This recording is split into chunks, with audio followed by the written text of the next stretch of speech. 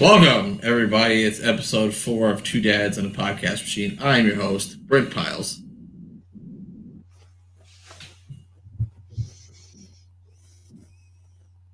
And I'm Michael Watkins, the other dad. Welcome to Two Dads and a Podcast. It's Tuesday, 9:15. How are you doing? Now, just two dads hanging out. One from Nebraska, one from New Jersey, talking about kids, sports, life, all that jive. All that stuff. Yep. Also, so what's going on, brother? Not a whole lot, man. Not a whole lot. Just, soaking up being 4-1. This is the first time the Bears ever beat Tom Brady. He was 5-0 against the Bears until we beat him the other night on Thursday night. Yep, he was 5-0 against the Bears. Yep. It's hard to believe because Tom Brady's been playing since the AFL and the NFL joined together. They've only played the Bears 5 times prior to that, but AFC, NFC, I guess you could say there. Yeah, I guess that's what it is. But he has been around for a certain number of years. Well, I mean, you saw Nick Foles, BDN. That's probably I texted you. I'll just skip right to the last drive before halftime. It was a perfect drive capped off by an unbelievable catch by Jimmy Graham. Watch his career bounce back now because Nick Foles is throwing him passes. The rough time in Seattle. I mean, It was like I watched the Bears Thursday, and then I unfortunately watched the Eagles on Sunday. Although offense, Carson Wentz still threw 2 interceptions. I don't think Carson Wentz is the whole problem. I think he's part of them. But then you watch Nick Foles, man. Did you watch Nick Foles in the first quarter, though? Is the thing about it. Did you see him in the first quarter? He wasn't so great. In the second half. Yeah, I saw. Oh, okay. I saw the first half.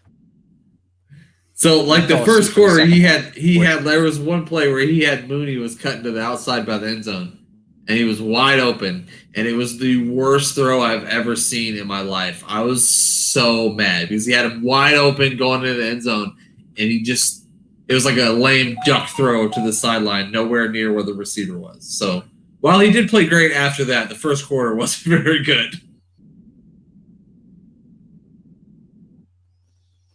Yeah, but I feel that's really every quarterback this year. Missing guys that are wide open. I just think it bounces back to not having that chemistry as far as a proper offseason, proper training camp, proper exhibition games, even though they only play for a quarter. I just think it's very important. And a lot of these quarterbacks probably didn't work out with their receivers like they normally do when they pick like a spot for a week or two and they work out with them. I don't think that was one of the main things you saw this offseason. Which is why I get those open throws. And let's face it, Nick Foles is supposed to be the backup, right? Trubisky is supposed to be the man. That's true. So how much of those reps did he even get? It's a good Bottom point. line is that you have your team going one way, my team's going the complete opposite. And in Philadelphia, the coaches think everything's fine. They think they're good. They're not. They think everything's going to be okay. Well, I mean, there are in the NFC East, so I mean, you could suck and make the playoffs. So. Yeah, I mean, the NFC East is even more wide open after what happened to Dak Prescott. Did you see that injury? Oh, man, devastating. I like Dak, too. It was so bad that I thought his shoe came off. That's how bad that ankle was turned. It looked like he ran out of it, like somebody gave him a flat tire on his shoe. No, that was his ankle bone shooting out of the top of his laces. When I first saw it, too. I thought the same thing as you. I was like, "Oh God, it looks like his shoe came off or something." But then you're like, "Oh no, his shoe did not come off." It's way worse than there was even a couple pictures that they had. They put him on the sideline, and it literally looked like his shoe was falling off. And it just very unfortunate. That guy, the kind of offseason that guy had between his family, and he's playing for a contract. Even though I'm not a Cowboys fan, but you never want to see injuries on anybody. Yeah, I'm certainly not a Cowboys fan either. But yeah, like you said, I ain't looking for anybody to be injured like that, especially as a contract year for him. And he was looking at probably depending on how his rehab goes, he's probably still going to get paid in the offseason. And I'm also hearing that the Bears might be looking into signing him. So who knows? My wife loves looking at gross injuries, so she's going to want to see what Dak Prescott's ankle looks like. What do you think was the grossest injury you've ever seen? I don't remember who it was, but this is like burned in my memory from when I was a little kid. But there was a guy in a basketball game that I was watching, and something happened, and he like broke his kneecap, and it showed his kneecap, but it wasn't where his kneecap was supposed to be. It was like off to the side. It was like in a different direction, and that. Still to this day, I am terrified of anyone touching my knees because I saw that when I was a little kid. So I don't know who it was or what game it was, but that one because I remember it so big. It's like burned into my brain. There's a couple that I've never stopped thinking about. One was Paul George. I think that was his leg, though. I don't think it was his ankle. It was his leg. Yep. Yeah, that was pretty bad. Moises Alou, when he played for the Montreal Expos, was rounding first base and tripped over the bag or stepped on the bag wrong, and his leg literally went like this. To the point where this was in like early 90s, and forgive me, but I think they were playing the Braves, and Terry Pendleton had to go up, or somebody, second baseman played for the Braves, Terry Pendleton played third, had to go up and tag him out. Like he had nothing else he couldn't do. And then the third one, now I just lost my train of thought with the third one because I was just thinking about the Moises Alou one so bad. Joe Namath? No, you mean Joe Theismann. That's it, yeah. That one was bad. Joe Theismann was a bad one. That was probably like the first one that you saw on live TV as it happened. Because, right. But there was. I always see that meme with that guy from Texas A or Texas Tech or Texas A&M that pops his leg back into place in the middle of a college football game. Oh, no, I don't think I've seen that. I wouldn't be able to handle it either. I'd probably throw up. But yeah, so are you going back to Nick Foles? Are you on board? Are you on the Nicky Foles bandwagon? Yeah, as long as he plays like he did in the second, third, and fourth quarter, then yep, I'm all over the Nick Foles bandwagon. And another thing about that game too is there's a lot of times in our offensive line didn't hold up very well for him either. So anything that you could say he did bad, I don't think you could put it all on him and they do it to our running back too. There's a lot of plays where Montgomery has no business getting it back to the line of scrimmage because nobody blocked when he got the ball. So our offensive line definitely needs to step up. Our defense. While sometimes they do bend, they usually don't break. And when you need a big stop, they usually come up with it. So I'm feeling pretty good about the Bears right now. I wasn't going into the Tampa Bay game. I thought they were going to lose. But after the game, I'm feeling a little bit better. Well, I think with the Tampa Bay game, they just had to, play so hard against, what was it, the Chargers? The Chargers on that Sunday where they were in a shootout. Brady threw 5 TDs, typical Brady or actually on the second time he's ever thrown 5 TDs. But, that's a lot. And then having to turn around and play 4 days later with having the limited practice capacity you already have. I wasn't expecting a high-scoring game, and obviously we saw that it wasn't that high. Right. I really thought the Bears could win that game because of that, the rough game that Brady had to go through that Sunday. How old is he? He's like, what, 43? He's 44? He's got to be up there. He's 42 or 43. He's one of those. He's definitely in his 40s for sure. So, yeah. I don't know. As you can tell, he didn't know it was fourth down. He thought it was third down still. So, and again, I really credit that to the lack of being prepared for this season and how it is. Even the quality of football isn't that great. I mean, you have one division, the NFC East, which everybody knew that was going to be a weak division in football anyway. But then you have another division in the AFC Central where everybody is duking it out. Everybody's got really good records. Right. It's going to be one of the situations where you wish you could sub out one of the bad playoff teams that don't have a winning record for one of the teams that does have a winning record. Yeah. Speaking of memes, real quick, because I know I talked about that football player that popped his leg in. If I see that Fleetwood Mac meme one more time reenacted in a different way, I'm going to throw up. I just saw it right before we started. Like, give me a break. All right, it's over. The guy got a car. Nobody else is getting anything from Ocean Spray or whatever. Right. Yeah. Yeah, and he probably had to pay the taxes on that car, which people don't think about that. That's not cheap. That's the thing. Like when you win a car on like The Price is Right, you don't win the car. You got to pay for it. Nothing is free on the price is wrong, bitch. Like on exactly. I love that game show. It's a really good show. Yeah, I would have to agree. My wife, when she was home from sick, and even myself when I was growing up home from sick, I would watch The Price is Right, and then the $10,000 Pyramid. I might be a little bit before your time. I remember watching it like on the old Game Show Network, but yeah. What about you? You didn't watch The Young and the Restless? No, I wasn't the soap opera kind of guy, believe it or not. I watch everything else. I watch The Housewives. I watch Below Deck, Vanderpump Rules. Even mix in a little 90210. My wife Rachel loves that show Below Deck. She watches it all the time. Yeah, last night was finale, wrapped up Below Deck Med, and then we'll get into whatever the next one is. I think it's Below Deck Far East or whatever. They usually are in Tahiti or somewhere like that. I don't know. We were watching one day where the girl's boyfriend was the chef, and he was whining like a bitch the whole time. It was like, God, dude. He was whining. That was this past season, yeah. God damn, I would have thrown him off the boat. I would have been like, bro, it's time for you to go. You got to get out of here. You know what's funny with that one is he was visiting her at the same time that they fired their previous chef, which had to be a little bit rigged, right? Oh, yeah. That sounds made up. When you could tell he was just like, he wanted to say, look, what did you make me do this for? Because like she was like, you got to stay and be our chef. Oh, no. See, I didn't see all that. I just saw him cooking and acting like a 7-year-old, which I was like, God damn, man. Get it together. Yeah, the idea was he was visiting her, and he was a yacht chef as well. And at the same time, like I said, they fired their chef, Kiko. Poor guy. He was a nice guy, it seemed.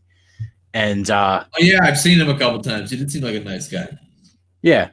And he got the job by default. Poor bastard. And then had a charter in like an hour after he got the job. When do I start? In an hour. I guess I wouldn't have been in the best mood either. So, I'm gonna go take back some of the things I said about him. I'm gonna go ahead and reel that back in just a little bit. Well, you said you had a question for me before we started. I had a question for you. Our friend, the mayor of Canton, once asked us this question. He said it's a good way because you can determine a lot about a person by knowing who is your favorite Ninja Turtle. Which Ninja Turtle is your favorite Ninja Turtle? Raphael. That's a pretty good answer. What do you think mine is? I'm gonna say Leonardo. Michelangelo. All right, that was my next one. That was my next one after that. So what does it say? All right, like Raphael. What's the translation? I don't see the mayor showing up tonight. You're some sort of a leader. I believe is what that is. Is it Raphael? No, not leader. You're strong, but you're strong-willed too. So you're like stubborn because Raphael was stubborn, and Leonardo was kind of the leader, but Raphael was like the best turtle, but he was also very stubborn. So I think that's what it says. Yeah, like Leonardo, he was the leader probably because he was very, he was just, I don't want to say kind, but like he did everything the moral right way, very politically correct. There you go. Master Splinter said that's what Leonardo is. So what does it mean if you're Michelangelo? I like to party. And eat pizza, I guess that's what that means. You like pizza and you like to party. There you go. What about Donatello? It means you're just like you're technologically gifted. Who said? I don't know. I don't think I've ever met anybody who said Donatello. I've heard Raphael, Leonardo, and Michelangelo, but I've never heard anybody say that their favorite turtle was Donatello. No, I'm racking my brain here, and I can't think of anybody. Even Donatello's weapons sucked. It was a stick. Yeah. I mean, it really was just a stick. It was a broomstick. It was like, yeah, what weapons we got? We got sais for Raphael. We got nunchucks. We got swords. Oh, what do we got left? Oh, we got a broken broomstick. Here you go, Donatello. Well, there's not a lot down in the sewer, man. You gotta be fucking creative. Donatello give you that sewer stick. If it gives you some splinters, you're as good as dead. Well, it's funny because like there's not. I imagine what size just came down in the sewer. Swords came down the sewer. Here you go. Stick that in someone's bicycle tire and it's over. Marini's right. You stick that stick in the bicycle tire. Marini, who's your favorite turtle? In a bicycle tire, it's over. I mean, the stick. If you put that in a bicycle tires, they're flipping over. You're coming out with a stick and I have a sword. Who do you think is going to win that one? Depends if you're on a bike or not. Are you on a bike or are you not on a bike? Man, a sword. I'll just cut your hands off. And how are you steering that bike after that? All right. Well, in the spokes, Marie. Spokes. Oh. No, really? Where else were you going to stick it? Well, I don't know. Maybe somewhere else. No, we know you're on a bike. We get it. Yeah. If you got a sword and a spike, you're in big trouble, pal. You're on my team. I guess she's referring to you because I'm on Macaroni's team. No, I think she means like we're all on the same team as Ninja Turtles. So you wouldn't be fighting her with your team. That's not fair. So let me ask you something. Did you beat up any high school football coaches this week? Oh, you did see that. Not yet, but it's still up in the air. Do you want to go into why you want to? Would he not give your kid playing time? Did he take your kid out? Yes, they wouldn't give my kid playing. Okay, there's a kid on my son's team, and I don't want to be mean here, but he's little. He looks. You ever go to a football game and you see and you're like, oh, that kid looks like he belongs in a grade school. Like that's this kid. He's very little. And so they let this kid basically play the entire game, and it was a blowout. They lost 50-14, and then my son got to play one series. That's it. And he's been playing, so I don't know why this week he only got to play one series. And I was just a little pissed off about it. Was this a team that they know they weren't going to win going into this, so it's not, let's play everybody else? I don't think so because it's like their rival school. So I wouldn't think that this would be if I look at their schedule, this would be one of the teams that I think that they would probably be able to not like beat, but like have at least have a decent game with because we played freshman football last year. I think they only beat them by like 2 points or something like that. I can't remember what it was, but it was a close game. So I don't think that that's what it was. I can't. The life of me, I can't figure out what it was. Like I considered writing an email, and I'm not that guy, but I considered it. So, when you have a talk with your son after the game, was he mad, pissed? Did he not care because they got blown out? Like he was annoyed. He was very annoyed. So, is he going to talk to the coach? I hope he does. Because do they have a film day? Do they still have film days where they watch the game? Yeah, they do. Because that was always, you watch the game, and after that, you did chalkboard for the next game, and then as you're walking out, that's when you used to see a lot of guys going over to talk to the coach. I also think that it's a lot harder in this COVID world to get video like you would before because you can't. I don't think you can send people to away games or whatever. It's not. Yeah, or you can't send people to shoot away stuff because you can only have certain people there or something. I don't know what it is, but maybe that's not a thing because I know they watched a lot more. I know they watched a lot more film last year than I think they have this year. So I'm not 100% sure on that. As you can see, my wife said she'd still made right. That's a typical mom. My mom used to be like, I'm not saying anything. You want more playing time, either play better or talk to the coach. Yeah, that's true. Xavier did tell us that all of his teammates weren't happy with the decision either. Even some of the parents were like, what's going on? I mean, I get it. The kid's got a lot of heart, but he's a Rudy Rudiger. Yeah, I mean, the kid got serious heart. He wrestles too, but he probably weighs 110 pounds soaking wet. But I mean, and I'm not saying don't let him play. I'm just saying Xavier should have got more than one series in the fourth quarter. Like, it was already a blowout, so just at least let him play a quarter. And I wouldn't have been hot about it if it was at least a quarter, but he got one series, and that's it. Yeah, one series in that whole quote-unquote garbage time. Yeah, exactly. It's not like the game was it was in the balance. Yeah. Well, this is what I want to run by you. We were going to talk about Halloween candy, but I think we're going to shelve that for next show because we're already 20 minutes in. Yeah, I'm with you. I went golfing on Saturday. My wife is like, go golfing. It's probably the last time you're going to golf for the next year. I want to see your wife. Yeah, with having the other kid coming soon. So I went golfing, and I went with a buddy of mine, and we got paired up because, they pair up. They want 4 people playing now. Right. COVID. It was great in the beginning. It was only 2 people. Everybody got their own cart. It was just excellent. You played a round in 2.5 hours. So we get paired up, and we're playing with a guy who brought a client out. I forget what they did, but it was a young guy, probably our age, and an older guy. The older guy was the client. We do the first hole, whatever. And I hate being paired up with people that I don't know, obviously. Right. And to top it off from the start, the guy was a yacker. He was just constantly talking. So after the first hole, I always crack a beer. It was one of these tall Miller Lights. This is the last one I had. Yeah, it gets the job done. I'm just saying. I just want to interject one more. You should really try these Coors Light banquets. Delicious.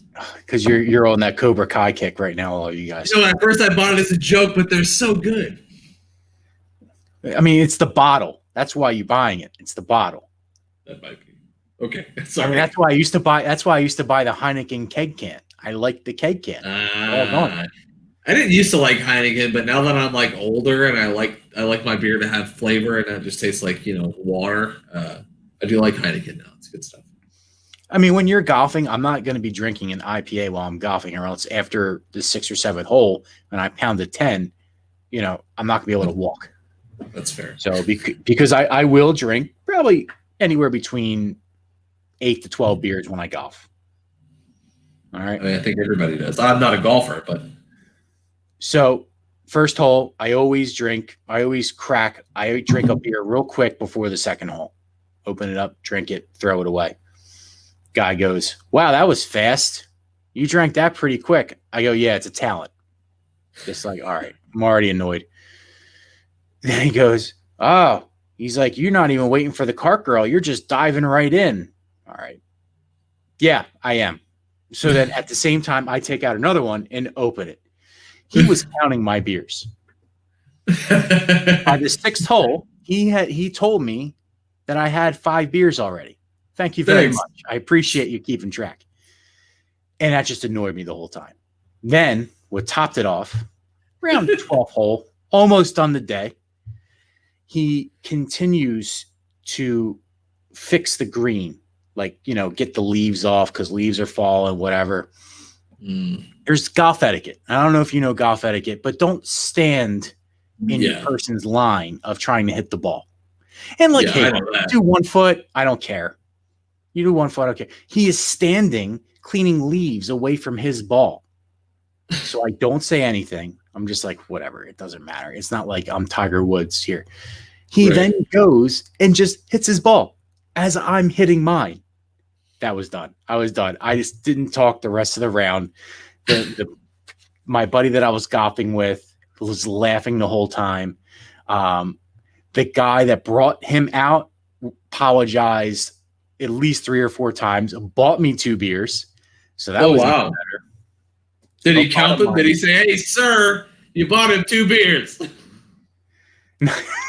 No, he did. He actually, after he did that whole putting thing, he stopped talking to me because he knew I was pissed. Because I literally just picked up, I hit as he was hitting, and I went, I'm further away. Further away, hit gets the hit. Yeah. Close to the whole hit's last. Yeah, obviously. But I know golf and I know all this stuff you're saying. So how the fuck doesn't he know that? I don't know. But that just really pissed me off. And I tried to keep my cool. I think I did a good job. I didn't curse. I just went, that's okay. I picked up my ball, but that was it after that. And after the round was over, he's like, I'm really sorry about that whole putting incident. I'm like, I'm surprised he didn't want to give me a breathalyzer before I left to go home. You probably should have. Did you ask him, be like, sir, exactly how many beers did I finish with? Because I need you to know. Because I need to know. Yeah. I wish I would have told him. He probably kept track of that. more than he actually played. Here we go. Now the fucking Bears here. About time we got here, motherfucker. Since they were tall as he was counting them. No, he was counting them as one. He was counting that's a nice one. At least he wasn't saying 1.5. I will average a beer a hole for a while, but that's just what I do. But on the back 9, usually I don't drink at all because I had them all on the front 9. So leave me alone. So you're just getting them out of the way early. Makes sense to me. That's all I like to do. Single dads. Nah, far from single dads, that's for sure. No, we're not single dads. No. And I don't want to be. It sounds exhausting. But there's something I wanted to run by you, though. Let me ask you this. I'm listening. You give a birthday gift. You don't give it to the actual person that had the birthday. All right? You give it to somebody else to give it to them, whether it's wife, girlfriend, whatever. And they say, thank you. I'll make sure this person gets it. Only that person never, it's been a week and a half. You think I'm ever getting a thank you? I guess not. A week and a half, or maybe you ever have someone text you something and then you type out the reply, but you don't hit send. You think you've hit send, then you realize a couple of days later that maybe that's what happened. Maybe it's just been a week and a half. They've had thank you typed on their phone, but they just haven't sent it yet. But my question to you is, do you text that person and say, hey, did you get the gift? Yeah, I probably would, just to make sure that they actually got it. The person that you gave the gift to didn't just keep it for themselves. I know it's probably not what's happening, but because I've been debating. It's been a week. It was a week today. Hasn't been a week and a half, but still. Marini says that's rude. So it is like very. All right, so you think I should you think I should text and be like, hey, did you get that gift? Yeah, I would do it just to make sure. I mean, fuck. Yeah, I mean, I don't want to sound like I'm looking for the thank you, but I just want to make sure you got it. I'm looking for the thank you. See, even though she said you're on Macaroni's team, she said you should still do it. There you go. And the Eagles just got their ass kicked by the Steelers, and Marini's a big Steelers fan. So, oh, look at that! All right, so there you go. It's all retribution there. It's well deserved then. Retribution. I don't know how much time I'm not going to spend on the Eagles that much this year. It will be a game that will be on the background. I'm enjoying watching other teams play. Like I enjoyed watching the Bears play Thursday. I enjoyed Russell. Russell Wilson is just unbelievable this year. I know it's a crime that guy's never won the MVP of the league. It really is. Nah. Yeah, I mean, I think he's going to win it this year. It's going to be kind of hard to say, And he really has Oh no, I mean he's got Lockett. DK Metcalf is good, and Lockett's good. But Lockett goes away. Lockett will go away for 4 or 5 games. That DK Metcalf is a very talented receiver. The thing about Lockett is he's just a speed guy mainly. He doesn't run routes particularly well. He's not really going to go over the middle. He's just going to beat you over the top. So that's one reason. DK Metcalf, he's shredded. Yeah, he's on my fantasy team in one of my leagues. So yeah. And by the way, I know the Bears watch this. He's a fucking sandbagger. He's a liar. He's like 5-0, and he's probably going to beat me this week, depending on how many touchdowns Derrick Henry scored tonight. I got killed by Steve's team. See, Steve's a fucking ringer too. God damn it! Last night, I turned on the Saints game for 5 seconds, and Drew Brees already has 1,000,000 yards. And I forget who else he had that game, and he killed me on that one too. I'm just getting pummeled in fantasy this year. Zach Ertz isn't doing anything. Carson Wentz isn't doing anything. DeAndre Hopkins isn't doing anything. It's just a bad year for me.